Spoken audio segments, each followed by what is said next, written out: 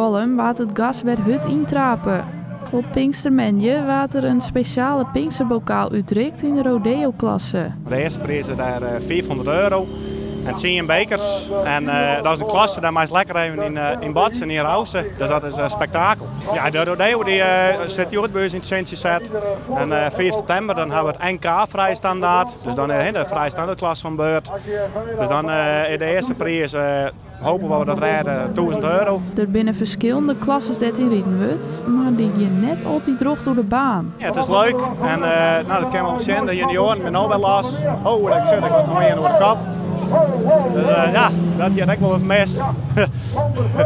Pieter en Robin rijden ook bij de junioren, maar die zijn net gauw benauwd. Nee, valt wat uit. Dat was net toen nadenken. Ben je wel eens door de kop geweest? Ja, 2 keer. Ja, jammer alleen dat er ski is, maar voor de rest net. Yes, ik ben. Dat denk ik net. Waarom net? Ja, omdat er volle meer snel ben en ik al 2 keer goed rijden had. Dus, ja, Joris gewoon even een pechdag.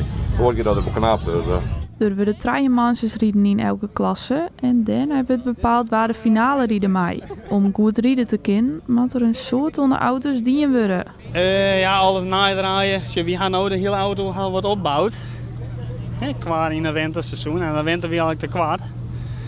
Dus dan de eerste kras ga ik al mist. Dus we zijn van, en hier wie eigenlijk nou nog net klaar, maar we zijn, ja, hier moet nou wel rijden. Dus ik wie een keer vierde en nog een keer treden.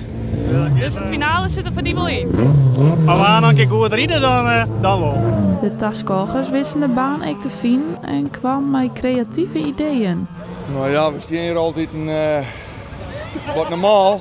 En op de laatste dag moet men elkaar hebben. En het wordt steeds uitgebreider. Dus, Ben je men dan bot supporten of een beetje bier drinken? te meer bier drinken.